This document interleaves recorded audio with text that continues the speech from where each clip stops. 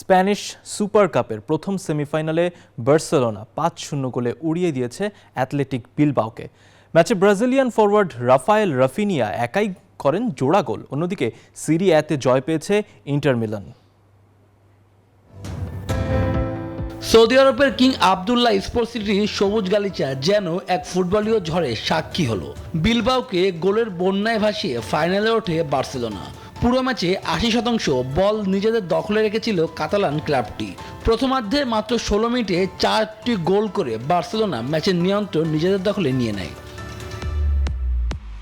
Brazilian তারকা রাফিনিয়ার magic জোড়া গোলের উৎসবে যোগ দেন ফেরান তোরেস, ফার্মিন লোপেস এবং তরুণ তুর্কি রনি বার্গিও। শেষ দিকে ম্যাচে ফেরার চেষ্টা করেও সফল হয়নি বিলবাও। ম্যাচ জুড়ে আধিপত্য বিস্তার ও দাপটে জয় নিশ্চিত করে মাঠ ছাড়ে হ্যান্সি ফ্লিকের শিষ্যরা। যুক্তরাষ্ট্রের ১ নম্বর জিম চেইন গোল্ড জিম এখন আবারও বাংলাদেশে।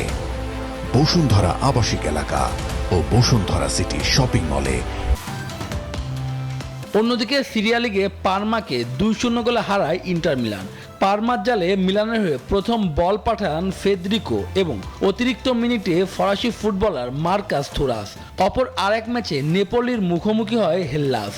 ২ গোলে সমতায় শেষ হয় ম্যাচটি। শুভদেবনাথ, নিউজ 24।